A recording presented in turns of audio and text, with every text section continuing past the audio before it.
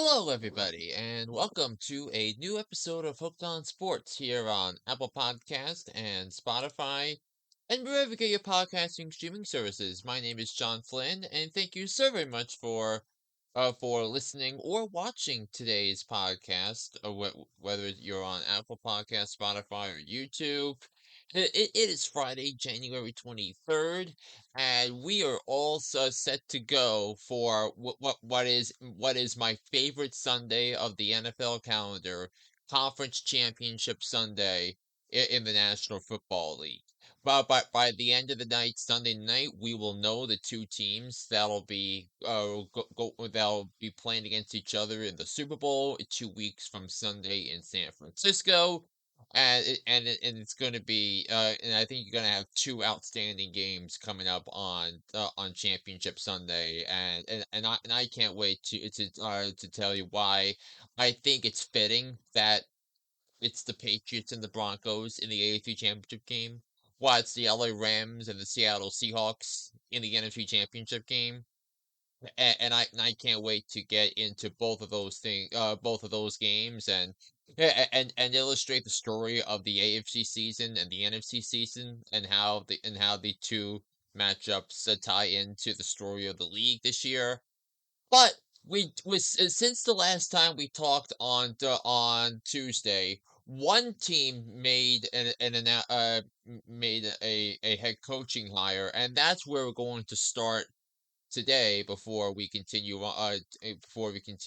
into the games coming up on Championship Sunday. So the Baltimore Ravens announced today. The Baltimore Ravens I should say, sources are reporting that the Baltimore Ravens have hired a Los Angeles Chargers defensive coordinator Jesse Minter to be the next head coach of the Baltimore Ravens.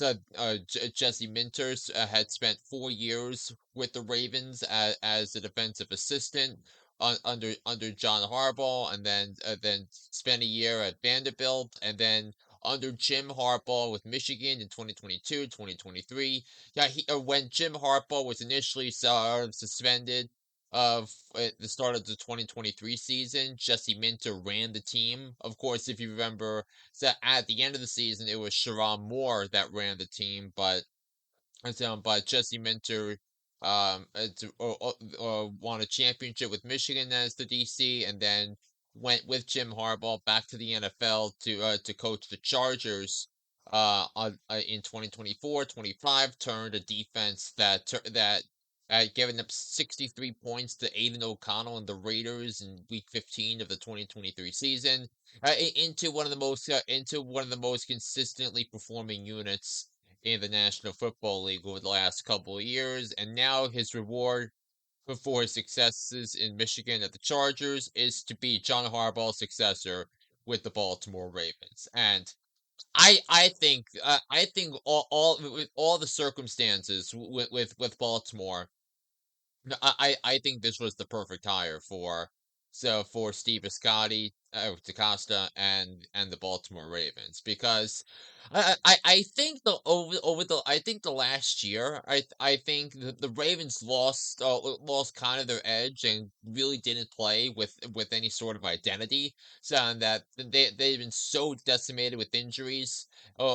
This season, that even as deep a roster as Baltimore was, it wasn't good enough to overcome all the injuries that they suffered, and the fact that they said they lost some winnable games, like both Pittsburgh games, the Buffalo game, were those three were three prime examples of that, which cost the Ravens a chance to really make a run in the postseason. But now I think Jesse Minter is gonna get this Ravens squad back into focus. I think he's going to be a no nonsense coach. He's going to button things up, and I think gonna try, or he's gonna revert the Ravens back to the physical, hard hitting culture that defines most of the John Harbaugh era in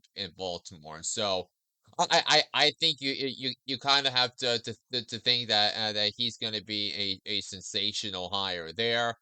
And now I think the big question though with Baltimore is going to be who the coordinators are going to be when it's all said and done in Baltimore, and especially the offensive coordinator, because I think that might be his most important hire because he needs someone to coach up Lamar Jackson and to make sure uh that he's continuing to play at an MVP form and not have to try and carry over what he picked up under Todd Monken in Baltimore. So I think that's a sensational hire for the Ravens. And now I think in a way it puts pressure on the Pittsburgh Steelers to nail their hire because you figure that Chris Shula is going to be in the discussion. I think he would be a terrific hire.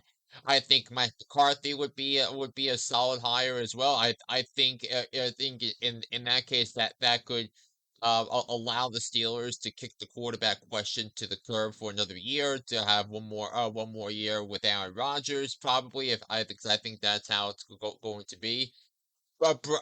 Now Brian Flores is going to stay with the Minnesota Vikings as their defensive coordinator. But the only exception to the rule is if he becomes the head coach of the Pittsburgh Steelers. Initially it was either Baltimore or Pittsburgh, but now if he's not the head coach of the Pittsburgh Steelers next year, he will be with the Minnesota Vikings. So could that behoove Steelers to move if they want Brian Flores? But I think you have him. You have Nate Shiohasi as well. If he's the offensive coordinator for the Ravens, I think that would be a slam dunk for Baltimore. But Baltimore needed to nail this hire because I know there are some folks that are trying to wrap their heads around wrap around them firing Harbaugh, and I do understand why they fired Harbaugh, but now you're gonna need someone to get this defense coached up for 2026 and beyond because they lost some of that edge with Zach Orr as their DC over the past couple of years. We'll be obviously tracking the other coaching hires throughout the course of the next couple of weeks as they come in. So with that in mind, Championship Sunday. I cannot wait for this, and I think it's only fitting in my books that the last two teams standing in the AFC are the Denver Broncos and the New England Patriots. And I think the scope of the AFC over the last 3 years has been littered with contenders that had fatal flaws on their rosters or make critical mistakes in postseason games. Now, the Broncos and the Patriots were two of the seven teams I picked to make the playoffs in the AFC this year. So, well, I'm going to give you the five other teams I had in making the playoffs and their flaws, plus the other teams I considered as well. So the five other teams I had making the playoffs were Buffalo, Baltimore, Houston, Kansas City, and Pittsburgh. Because the Bills they had problems on defense, their wide receiver core was not good enough. And their secondary got exposed in a lot of ways, and they were kind of held back by the lack of discipline and lack of attention to detail by Sean McDermott. That's been the common denominator over the last 3 years for them. Baltimore, obviously, I discussed the defense and of course the injury to Lamar Jackson. The Ravens started 1-5, and their resurgence was too little, too late. With the Texans, their problem was the offensive line and the quarterback play.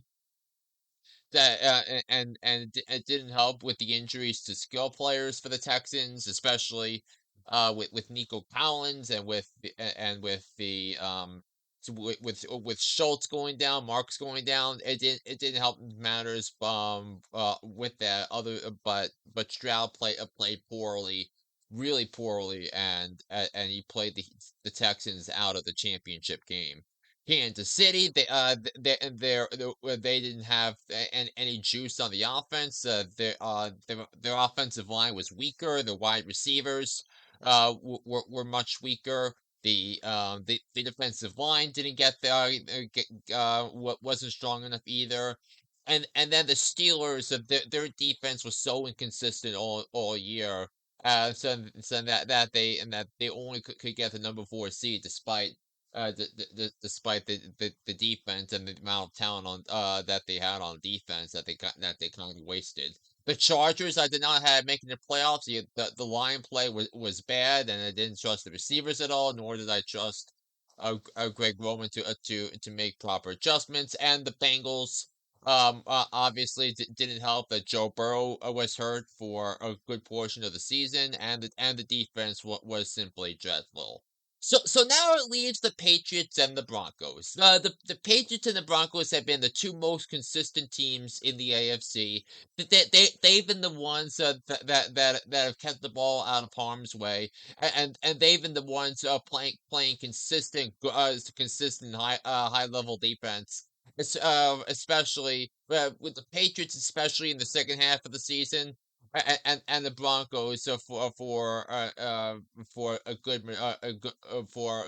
good parts of the season. So now you have these two teams in Denver, and I think you got to start with the Broncos because moments after the Broncos beat Buffalo, it was announced that Bo Nix suffered a broken bone in his ankle.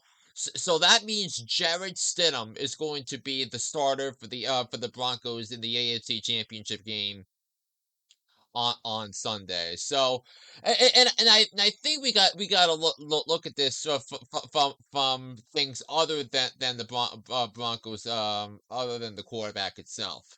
The defensive line is terrific. Nick Benito is a finalist for defensive player a player of the year. So their defense, their secondary, when healthy, is littered with ball hawks across the field. And you also got to think that the Broncos have as good an offensive line as any of the other three remaining in this year's tournament. So I think you got to look at that from a Broncos perspective. And then you also might have an added a big boost coming in the form of J.K. Dobbins, because J.K. Dobbins had practice each on Wednesday and Thursday this week. So because he was designated to return off injured reserve. So I'm going to guess that he's going to play on Championship Sunday. So I think that will be a big boost. So I do not believe that the Patriots should overlook the Broncos at all, and especially Jared Stidham, because Jared Stidham was drafted by the Patriots in the fourth round. That he received some strong reviews throughout the organization, and then he was. He was all around. I think the Raiders were a team that was in the that had him, and then he landed with Sean Payton's Broncos as a backup. And I think and I think he's not as bad as people give him credit for. And I think it's also important to know that the Broncos have Sean Payton as the coach, and Sean Payton has had a history of maximizing quarterback play whenever he can. So I don't think it would be necessarily a bad thing to take Jared Stidham seriously for the Patriots, especially if you're 60 minutes away from the Super Bowl. So I think you look at that from the Broncos. And then you look at the Patriots, and Drake May has just been superb this season. And after a bad first half, he settled in and played an actually decent second half against the Houston Texans. I mean, it was just a matter of time before he got the offense going. After the defense carried them in the first half, Drake May stepped up in the second half of the game on Sunday. But look, Drake May has not played as well as he did during the regular season. It doesn't help that um so it's that he's faced good defenses like Jesse Minter, who's now Chargers, Jesse Minter's Chargers, and D'Amico Ryan and Matt Burke's Texans defense, en route to this championship game, and now he's got to face Vance Joseph's defense, in on the road, on championship Sunday, and the Patriots right now, this is the third straight regular playoff game the Patriots have played, where they're facing a team they did not see in the regular season. It's the pa the and there were six AFC teams that the Patriots did not see during the regular season, and the Chargers, Texans, and Broncos were three of those teams. So I think it's gonna be good for the Patriots. Now, I think looking elsewhere around the Patriots, I look at the defensive line, which I think is much better when Milton Williams is in it, because Milton Williams is one of the best run defenders in the league. So the secondary has improved quite a bit over the last couple of months. And you also look at the emergence. Well, I mean, look at the play of receivers like Stephon Diggs, who has actually been a good steady presence throughout the season for the Patriots. So you have to wonder, is this going to be a time where the Patriots keep catching breaks? But Josh McDaniels is going to need to have a good game plan, I think, and try and get some rhythm in the Patriots offense early, because you don't want a situation where the Broncos a vaunted defensive line, so which led the NFL in sacks this year, to dictate the terms of the game. So I think how the first half goes. I think it's important for the Patriots to come out aggressive. I think they need to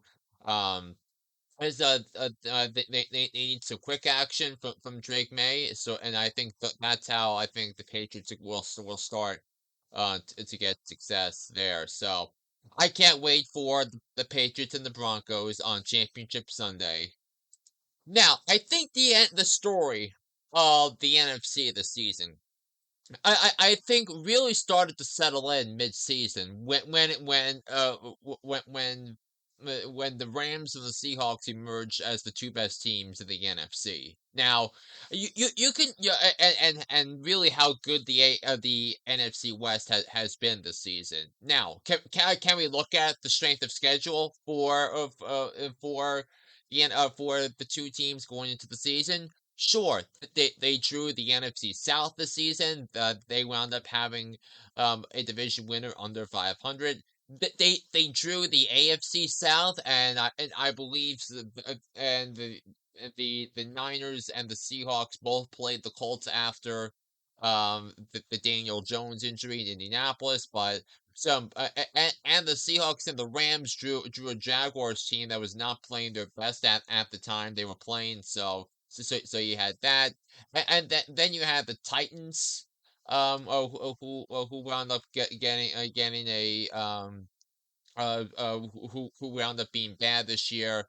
Those were that was the common opponents for the Rams and the Seahawks. But it also came clear during the two times they saw each other during the regular season.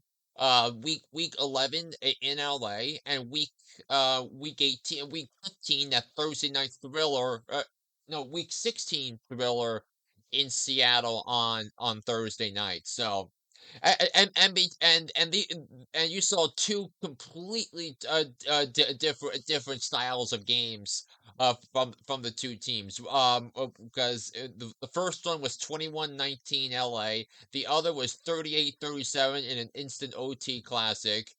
And thing about this was that the Rams outscored the Seahawks 58 to 57, and they outgained the Rams by a margin of 830 to 829. So these were two totally evenly matched teams throughout the season, and you also have to look at how well Seattle has played, and how much they distinguished themselves early on here, because a lot of smart people, including myself, ranked the Seahawks as the fourth rank of as team 4 out of 4, and what was going to be a competitive NFC West. Now, the Cardinals were much worse than I thought they were going to be.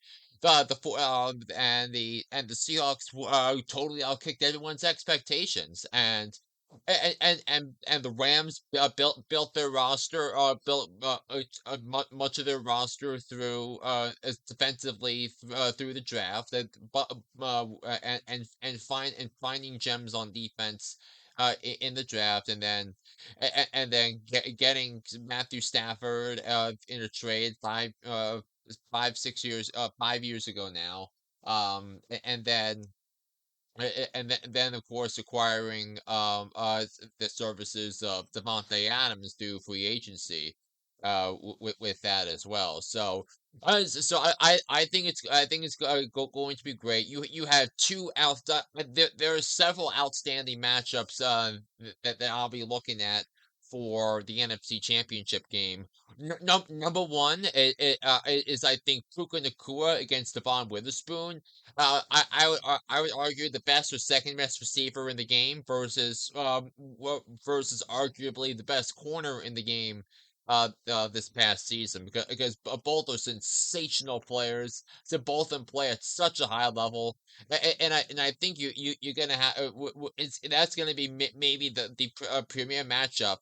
I think in a matchup between the number one scoring offense and the number one scoring defense in the NFL. It is going to be a tremendous chess match between Sean McVay and and um and and Mike McDonald for the offense and the defense. But now the question I wonder is going to be the Clint Kubiak against Chris Shula, hotly contested candidates for coaches among coordinators.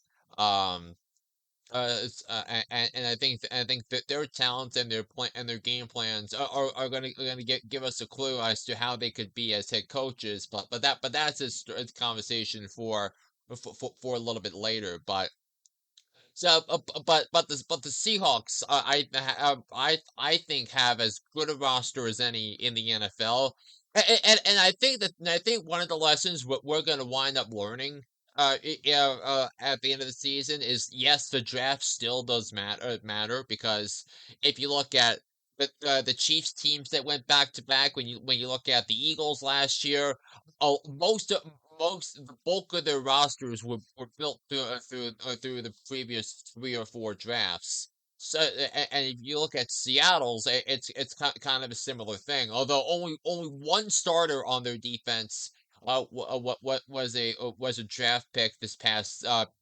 spring, and that's Nick Iwamori, their outstanding defensive back. So, who is also one of the contenders for the defensive rookie of the year in 2025. So I think they'll be matching wits throughout, and now I also have to think of a of the reality of the Seahawks running attack without Zach Charbonnet. Now, Kenneth Walker the third, I think is going to get should get 20 carries at least in the NFC Championship game.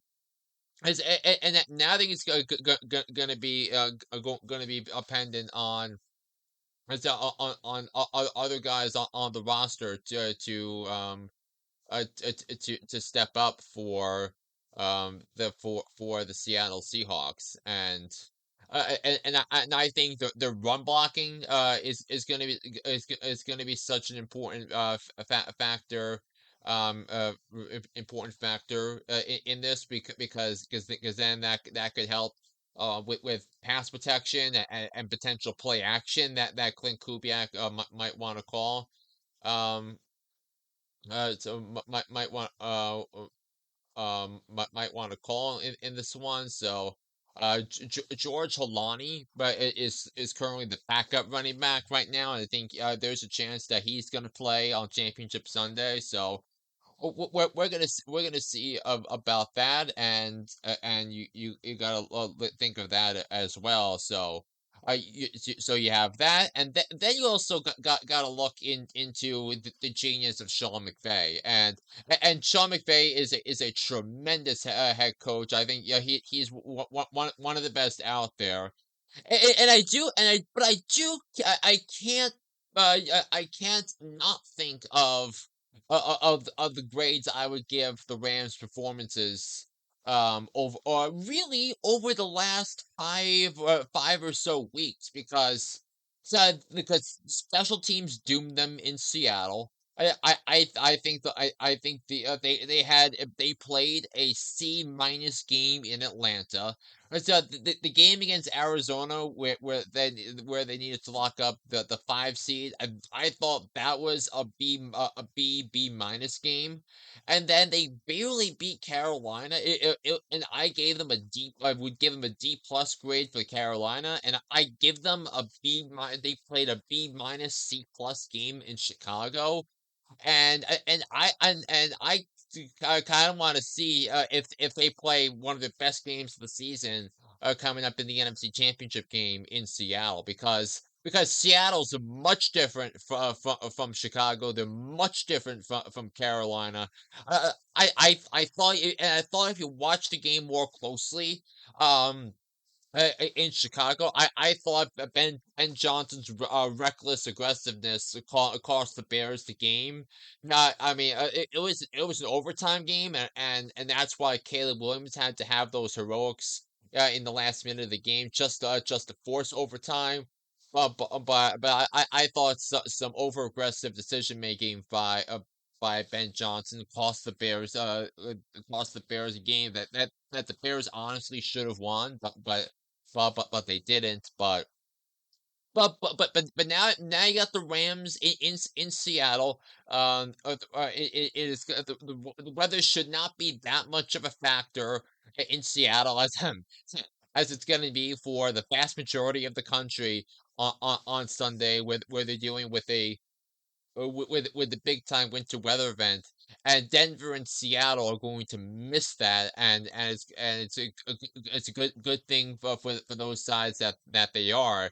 So, because I think that's where um where I think is going to be a big thing on for Championship Sunday. So I can't wait for the Patriots and the Broncos. I cannot wait for the Seattle Seahawks and the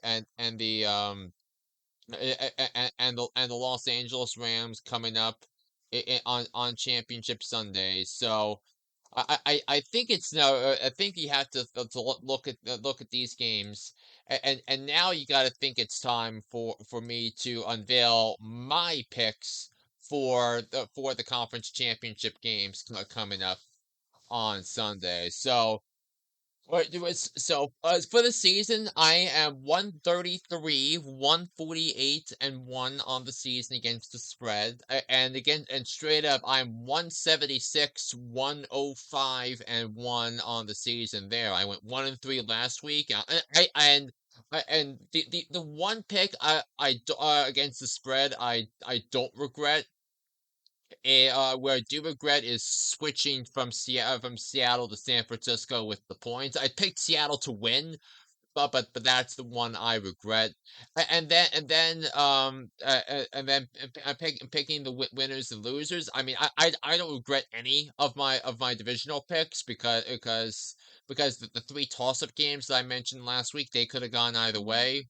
But we're now here. It's now conference championship Sunday. So let's do our picks. So we got the New England Patriots as 4.5 point road favorites against the Denver Broncos in the AFC Championship game. And look, Patriots season has been one where they've gotten so many breaks. Whether it's a weak schedule and now in these playoff games you had injuries for the Chargers and terrible quarterback play from Justin Herbert, and then they played a Texans team where they did not have to deal with Nico Collins at all. It certainly freed up the game plan on the defense. But I think the question about this game is how the quarterbacks are going to play, and is the lack of high level play in the playoffs from Drake May finally going to catch up to him in his first ever road playoff game of his NFL career. And for the Broncos, how much is Jared Stidham going to be a factor in this game? And are they going to is Sean Payton going to call a conservative game with Jared Stidham and the passing attack, or is it going to be something else there? But I just I just think the downgrade in quarterback I think is going to be the difference in the win loss results. Now I think it's going to be a close game, so I'm going to grab the 4.5 points and take the Broncos with the points. But I just think this is going to be too much to overcome for the Broncos. I think the Patriots get another lucky break, and I think Drake May is going to make enough plays to win the game. So I think and I think that's and the dream season for the Patriots will result in another Super Bowl appearance. So I'm taking the Patriots 24-20 over the Denver Broncos in the AFC Championship game. Now, on to the NFC Championship game. The Seattle Seahawks, they're favored by 2.5 points at home, taking on the Rams, and I kind of feel that's the right. I feel like that's a good spread to play against because the home field advantage is obviously massive in this one. But I just think that the Rams as talented and as well coached as they are, I just think the Seattle has the secret sauce all year. I think they've been killing the drafts over the last 4 years. They've been getting studs all around. And I think you look at the two games that Stafford has played against Seattle. One was his highest total of the season, around 450 around that area in the Week 16 matchup, that Thursday night game in December, and also his fewest passing yards in a game this season was in Week 11 against Seattle. So. I think this is gonna be a case where if you have to trust the number one offense or the number one defense, and again I think these were the two best units in the NFC all year: the Rams offense against the Seahawks defense. I just have to trust the team with the number one defense in the NFL and pick the Seattle Seahawks to win. I think this is a credit to John Schneider. This is a credit to Mike McDonald. And I think this is a credit to Sam Darnold, healthy oblique or no oblique, to show why he was drafted was so highly by the Jets in 2018. And now the Sam Darnold truthers are going to celebrate when the Seahawks, in my opinion, beat the Los Angeles Rams. So my final score for this one: Seahawks 26, Rams 21 in the NFC Championship game. So I'm going 24-20 Patriots over the Broncos, and I'm going 26-21 the Seahawks defeating the Los Angeles Rams. So I can't wait for the games coming up on Championship Sunday, my favorite Sunday of the NFL season. So I will be back here on the podcast next Tuesday to discuss everything that transpired on Championship Sunday, and I can't wait to see what's going to transpire in the world of sports coming up. So until then, this is John Flynn saying so long, and I'll be back here on the podcast on Tuesday, I believe, next week. Take care, everybody, and so long, and enjoy the games on Championship Sunday.